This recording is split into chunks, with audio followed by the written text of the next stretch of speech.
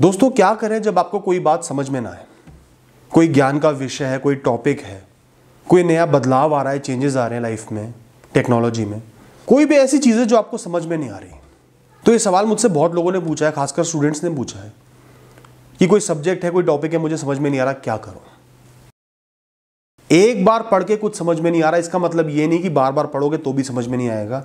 जितनी बार उस चीज़ को पढ़ोगे उतना ही दिमाग खुलेगा, उतना ही समझ में आएगा। पहली बार में नहीं आ रहा, दूसरी बार में नहीं आएगा, तीसरी बार में नहीं आएगा, चौथी बार में, पांचवी बार में बहुत अच्छे से समझ में आ जाएगा। दोस्तों मैंने खुद इस चीज़ को एक्सपीरियंस किया है। कई सब्जेक्ट ऐसे थे जो बिल्कुल सिर के ऊपर से निकल रहे थे और मैंने ठान लिया कि नहीं पढ़ूंगा, 3 बार 4 बार पढ़ूंगा।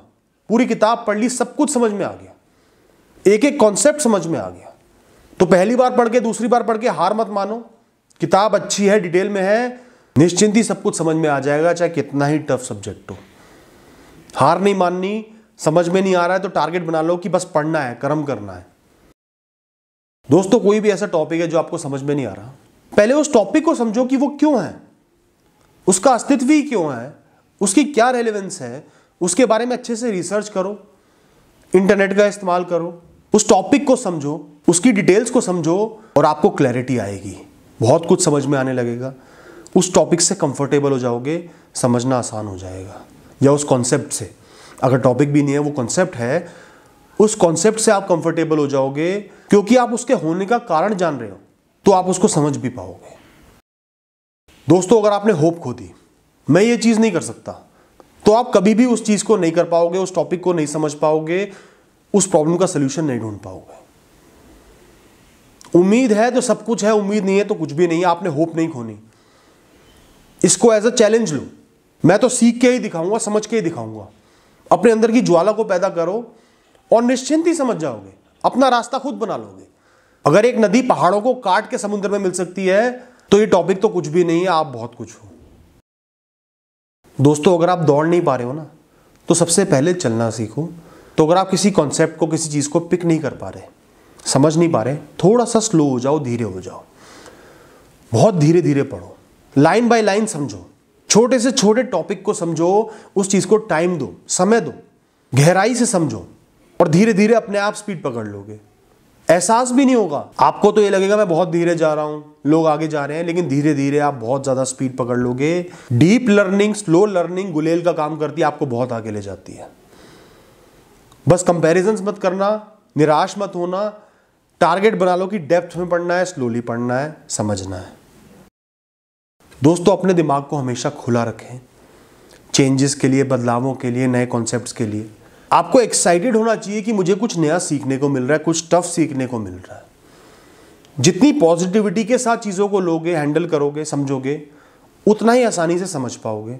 कई बार हम अपने दिमाग को इतना रिस्ट्रिक्ट कर लेते हैं, इतना रोक देते हैं कि नई चीज़ आते ही वो बंद हो जाता है। क्या सीखोगे ऐसे आप? दिमाग को हमेशा खोल के रखो। लाइफ में जब तक जीऊंगा सीखूंगा, निरंतर सीखूंगा, समझूंगा, नई नई चीज़ें सीखनी है, ऐसा एटीट्यूड लेके चलोगे तो सीख भी पाओगे। दोस्तों जब कुछ भी समझ में ना आए, पढ़ के भी काम नहीं चल रहा, कुछ भी करके काम नहीं चल रहा, एक्सपीरियंस्ड लोगों की, अपने सीनियर्स की, अपने टीचर्स की मदद लो, उनसे समझो। उससे पहले खुद पढ़ना ज़रूरी है, थोड़ी बहुत अंडरस्टैंडिंग लाना ज़रूरी है। वो आपका हाथ पकड़ के आपको नहीं चलाएंगे, पहले चलो, वो आपकी मदद कर देंगे, क्लैरिटी ले आएंगे।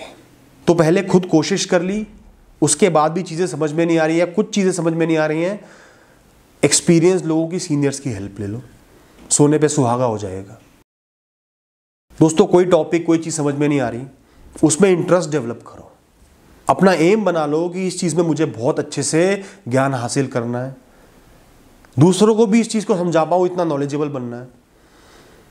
ये चीज़ क्यों है, इसका क्या फ़ायदा है मेरे जीवन में, इसको सीखने से मेरा क्या भला होगा, ये बात सोचो, इंटरेस्ट को डेवलप करो। अब जैसे एग्जांपल देता हूँ, बच्चे स्टोरी बुक तो बड़ी खुश होकर पढ़ लेते हैं, और वही स्टोरी बुक जब सब्जेक्ट में होती है, लिटरेचर में होती है, उसको रो रो के पढ़ते हैं। एटीट्यूड का फ़र्क है। उसी चीज़ को अगर सिलेबस को इंटरेस्ट लेके पढ़ोगे, ये भी एक कहानियाँ हैं, खाली एग्जाम को मत देखो, ये भी कहानियाँ मुझे पढ़नी है, तो बहुत शौक से पढ़ लोगे। मैंने तो हमेशा ऐसा ही किया।